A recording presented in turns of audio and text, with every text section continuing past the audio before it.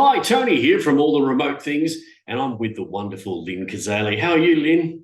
Oh, I'm very excited to be here. Thank you. Thank you very much. It's good to see you and to hear you. So Yes. thank you for the invite. Oh, my pleasure. And Lynn and I are old friends. We've known each other for quite some time, and I really had her on my list to get on here. So it's been fantastic to get you here. For those who don't know you, though, would you like to do a little bit of introduction to yourself? So again, Oh, I yes. much prefer the author's version than the version I could make up. Yes.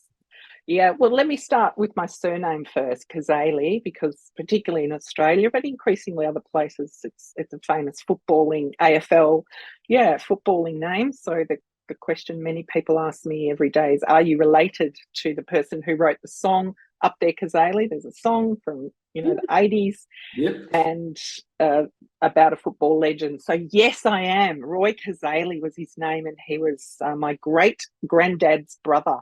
Well, So there you you go. can think of that in your own family setup. Your great granddad's brother was this famous football legend. So I like to think that I'm adopting some of his innovative ways of thinking and doing things and channeling those every day of my life. But in that every day of my life, I'm living in Port Melbourne on the Yallourn Willem lands of the Indigenous people who were here before me.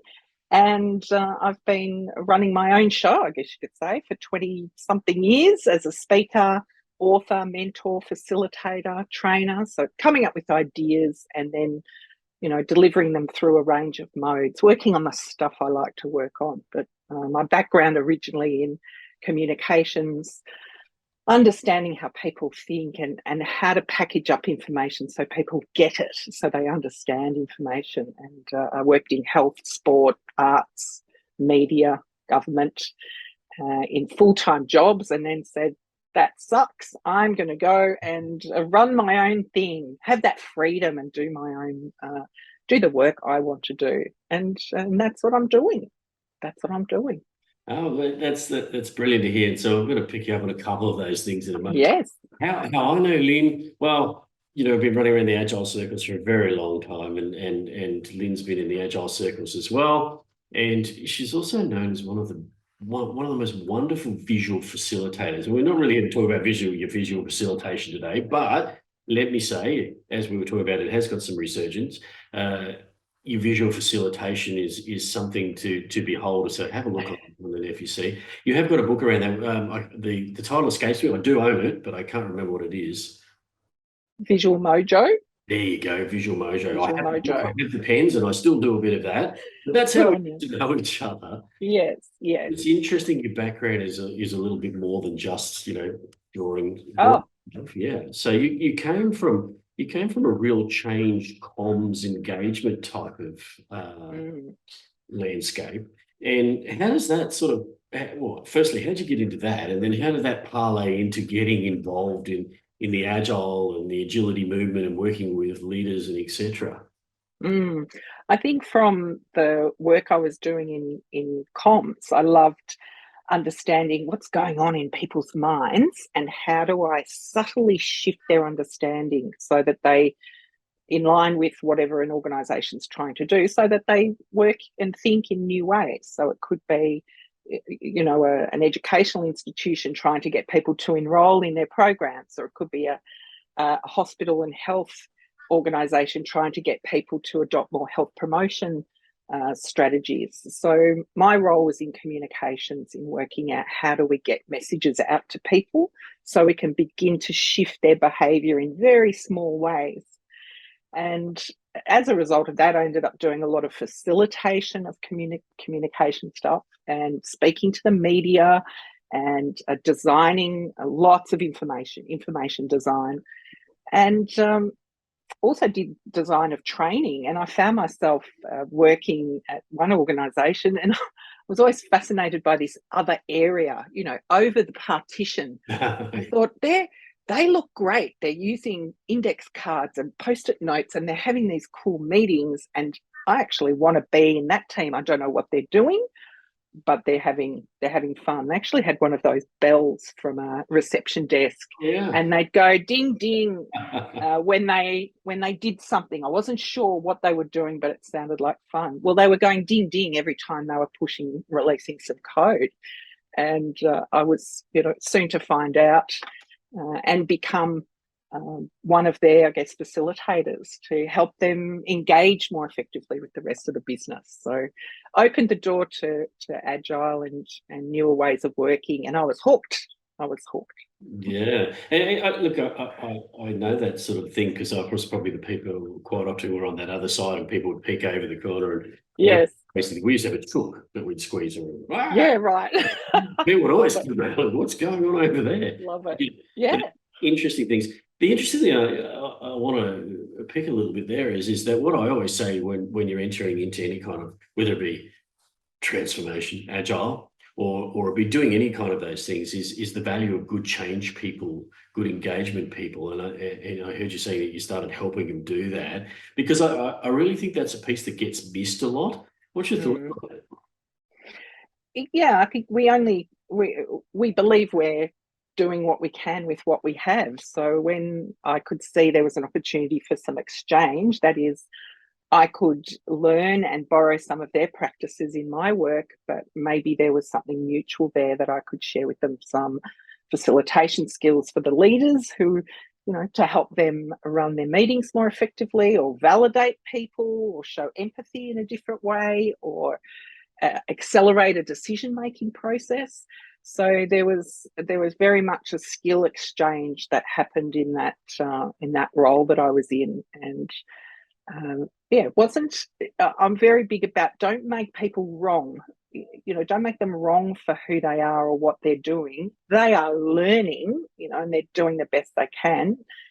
And so it was. I think that's why the exchange was so nice. Was, hey, could I hang out at one of your meetings and let me just scribe some stuff that you're saying? Perhaps we can make what you're talking about more visualized. And that mutual exchange was right up my alley.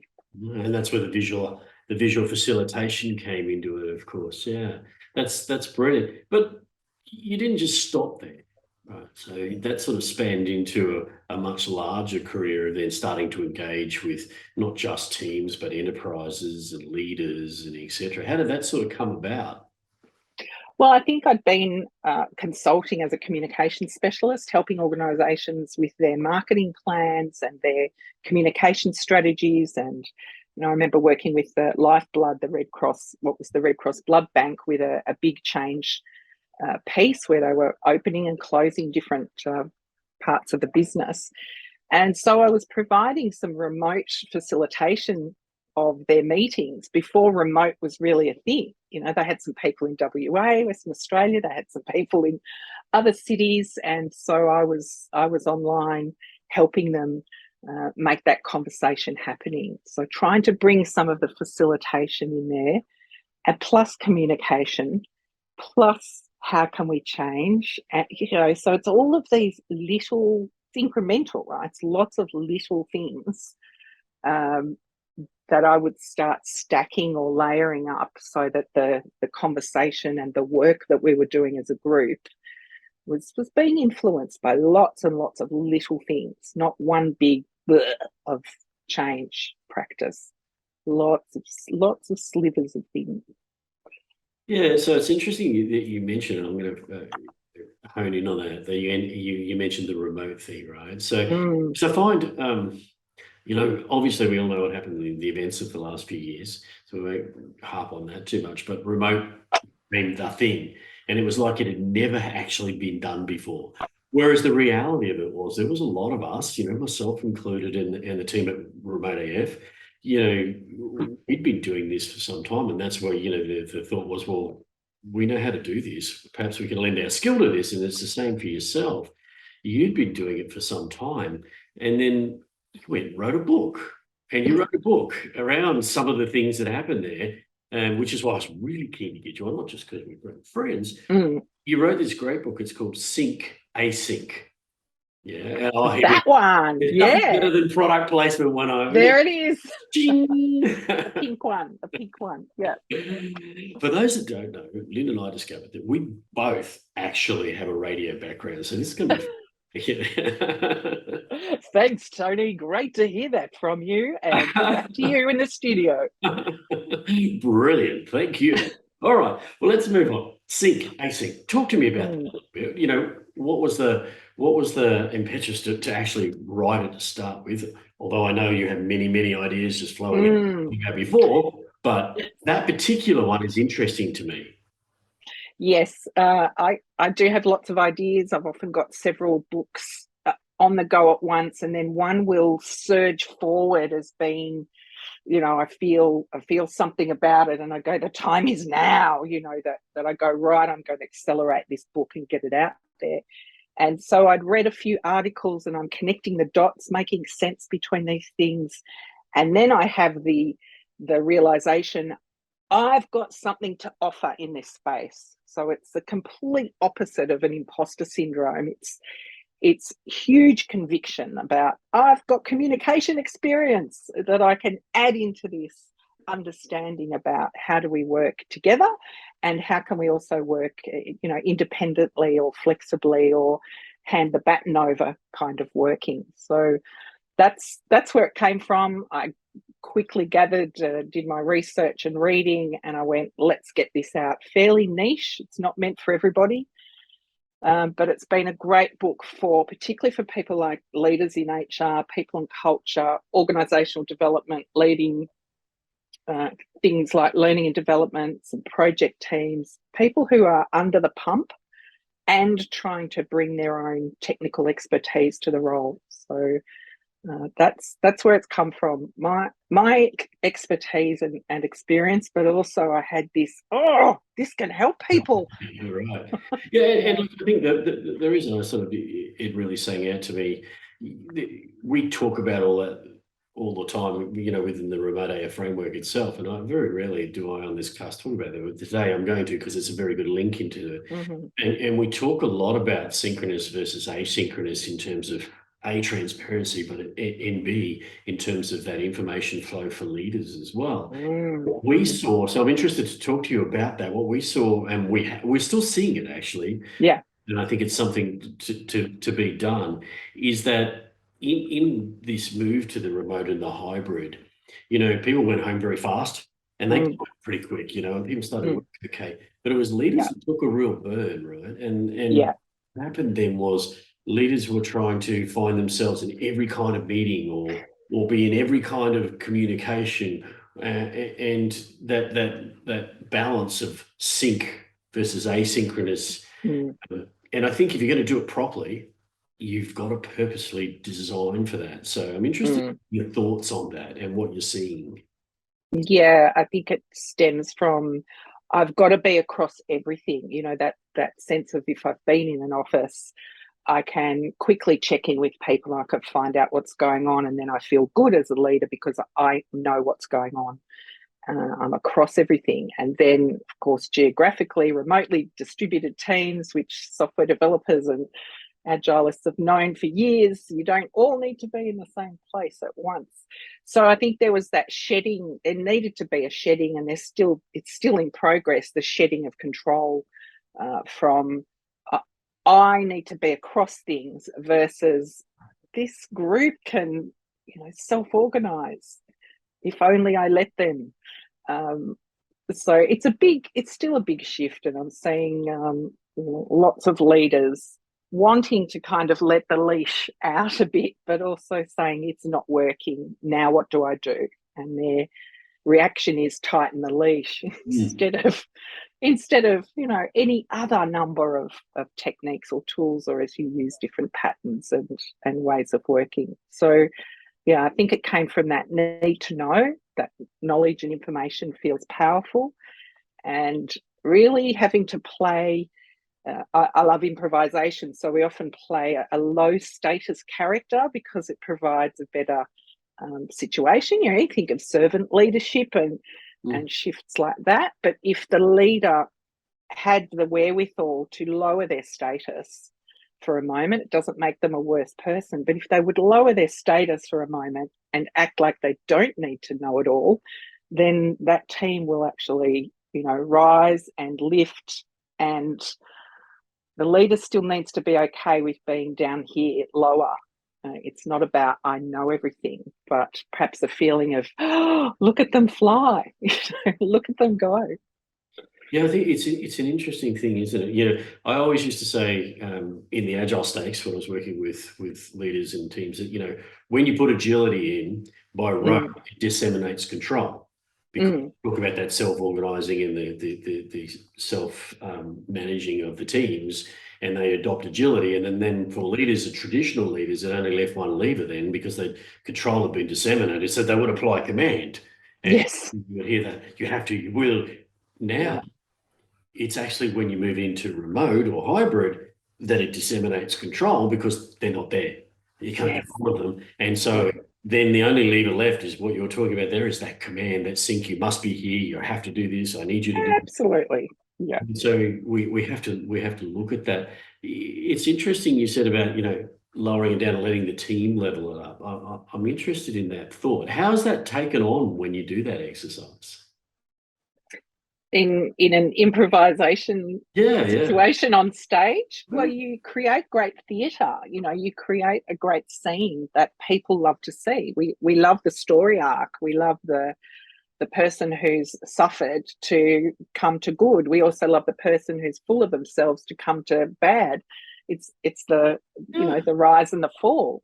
And I love Nancy Duarte's work and all of her books, particularly her book Resonate. I think it talks about the story, the kind of story pulse of, say, a presentation or a podcast.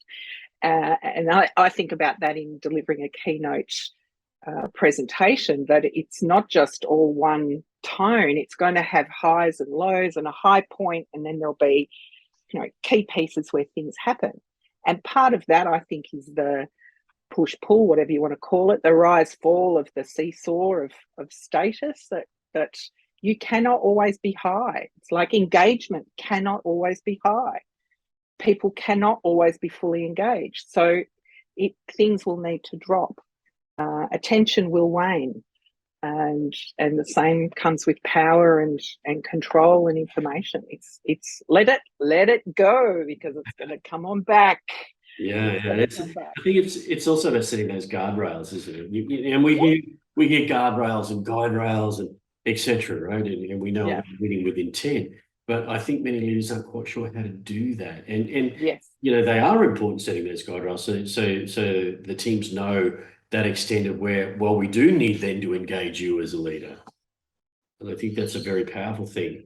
And I say that because I want to segue into another piece, which is really the other book that you've written, which really segues into that, which I think, it literally harks to the fact that particularly when we move into a remote and a hybrid frame, there is so much information coming. Oh, yeah. Yeah. And I love the title of the book, so I'm going to do it. I'm going to go, here it is behind me, here up on the shelf. Information, not enough brain. And I think anybody who's been working from home or has been working in an enterprise situation from home has suffered this, right? So again, I think you've hit the nail on the head. So talk to me a little bit about this one. Yes, that state of overload. Some people call it, or feel like your brain's fried, or you feel like a zombie. Or someone's talking to you, your friends, your nearest and dearest, and they can't quite get through to you because you're off in this, fried brain land. My brain is broken. My brain is broken. And it's not broken. It's simply, adapting to what you're wanting it to do. So I had a look at what the state of overwhelm is.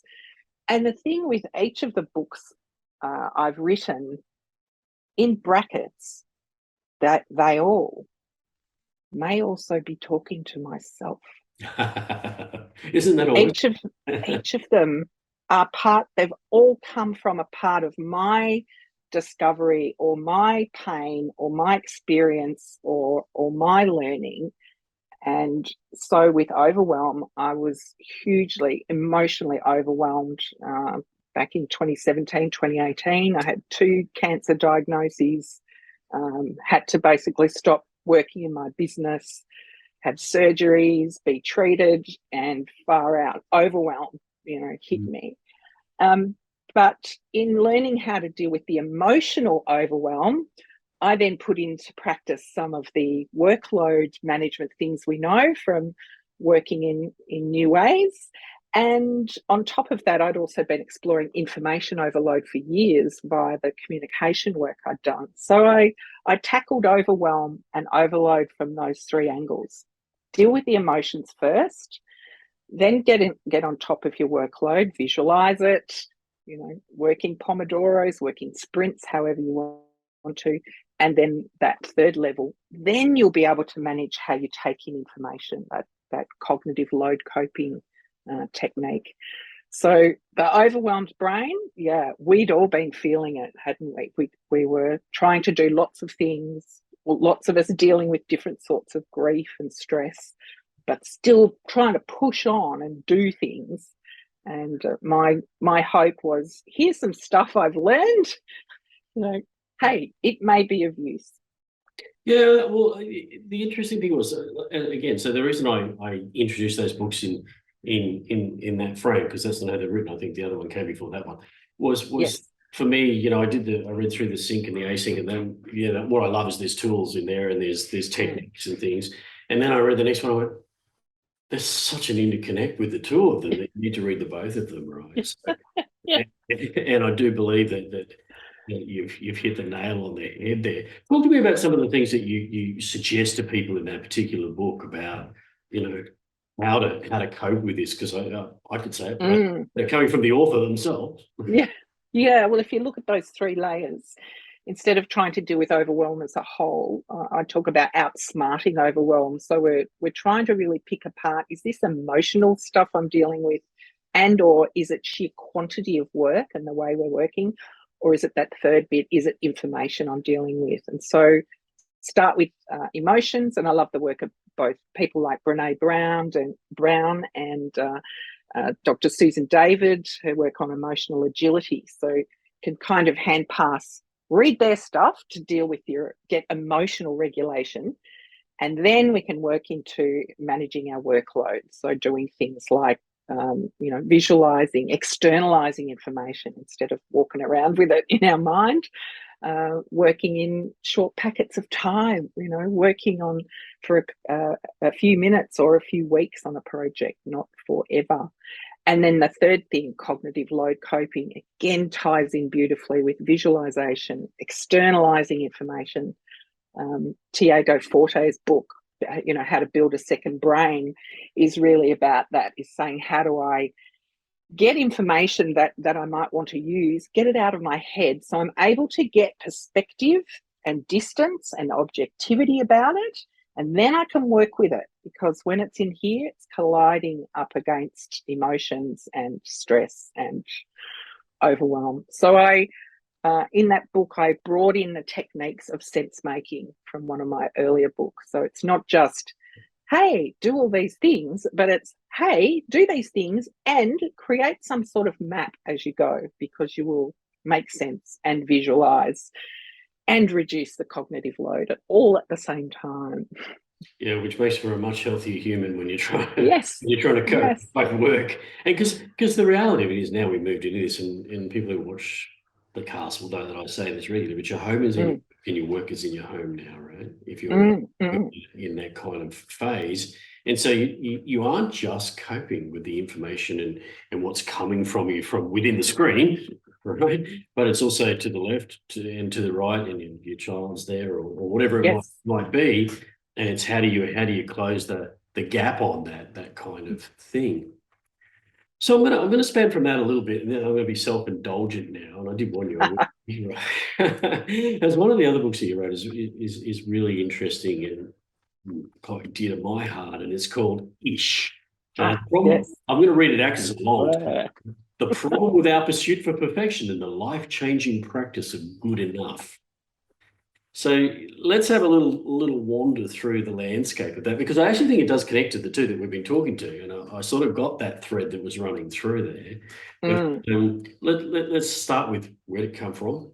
What was the intent? And you've got it up in the back shelf. I saw that. Yeah, Yes, placement yeah. again.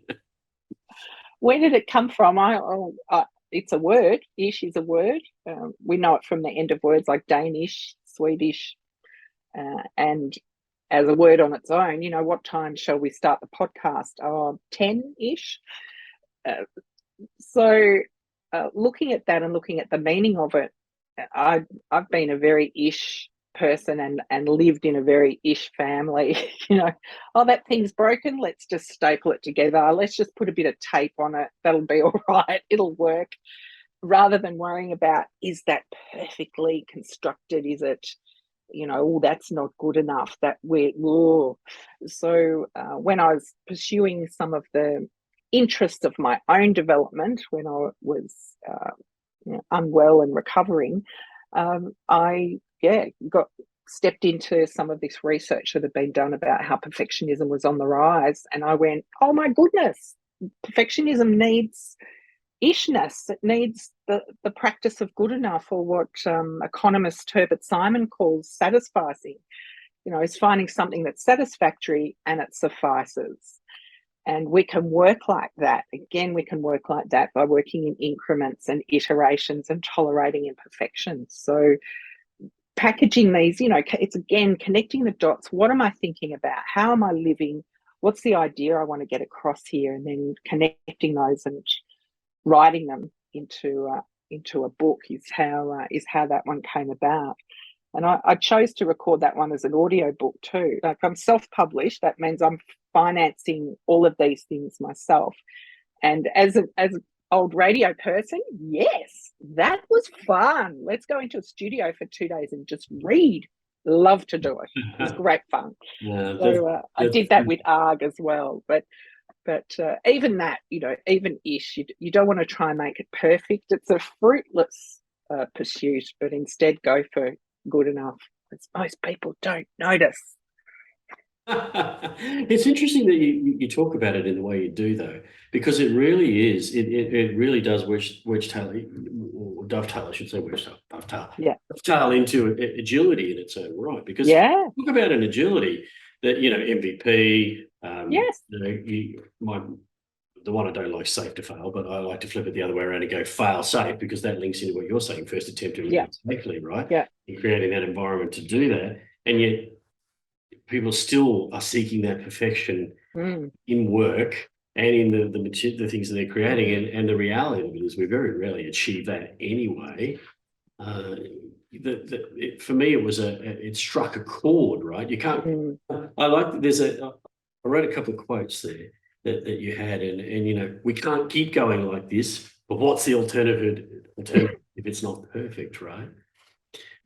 So for me, you're actually structuring it to say, well, that's it's unobtainable. That's the problem with perfection.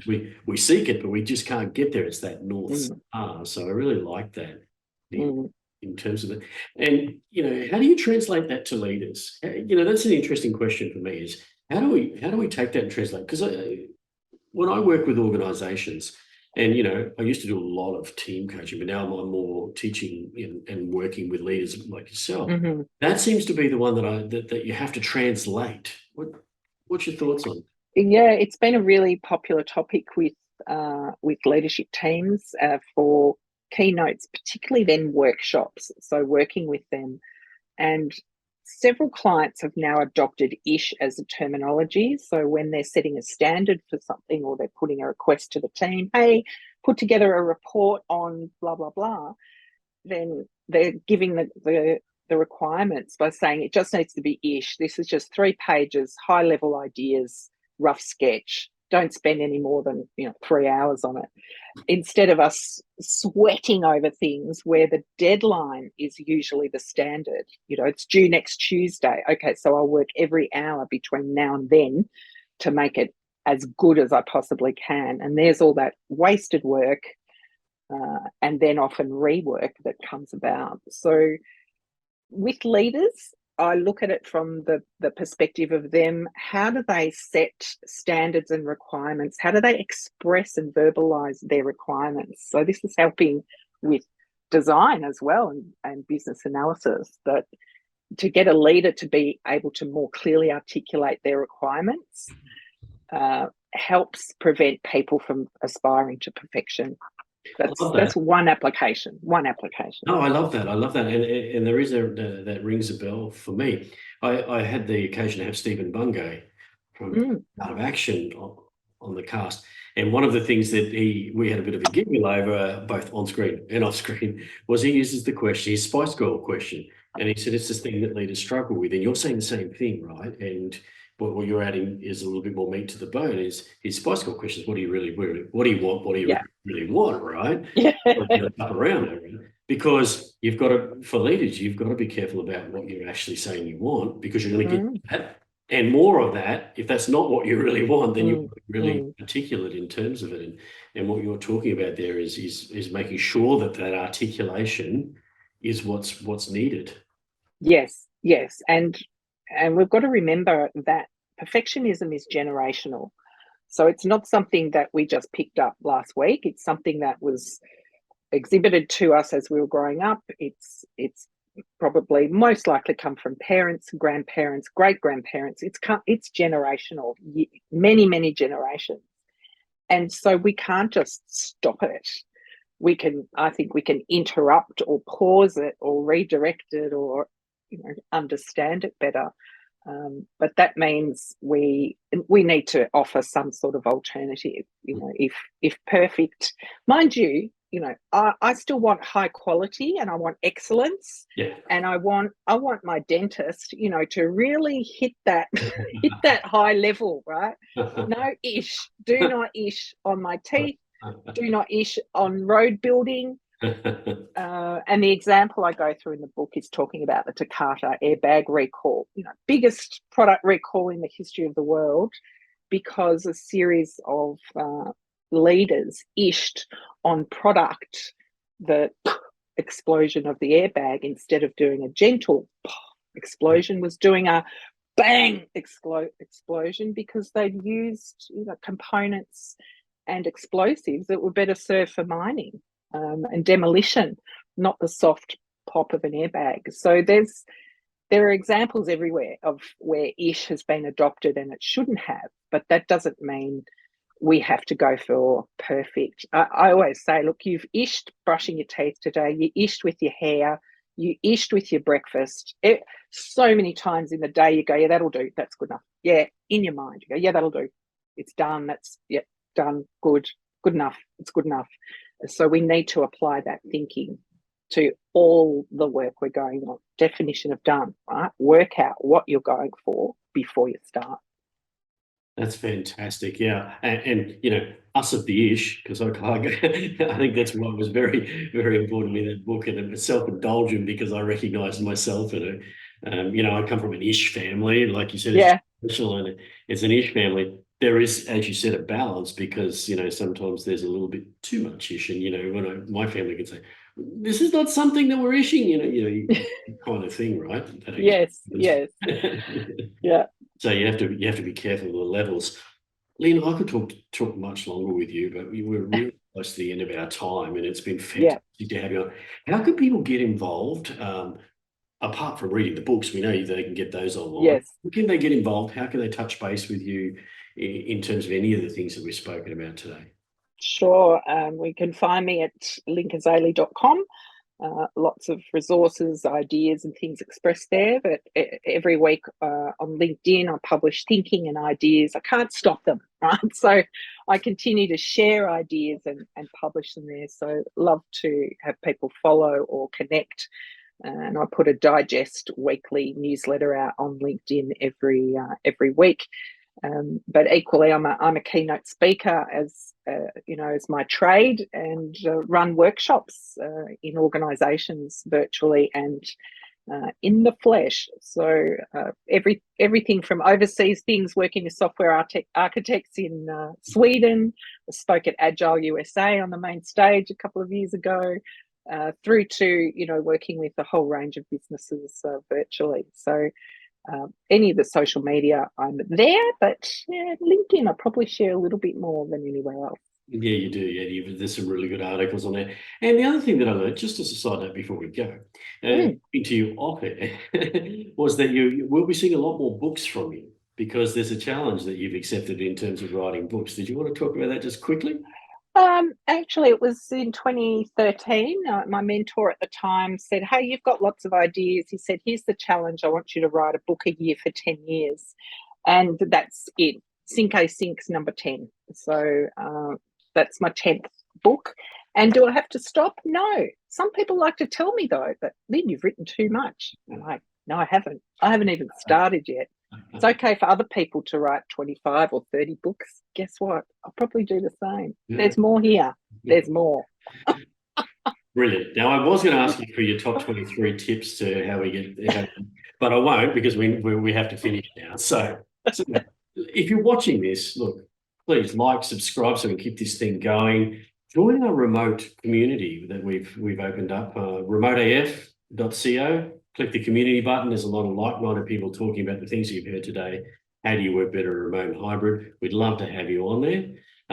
Lynne, just fantastic to have you on all the remote things today.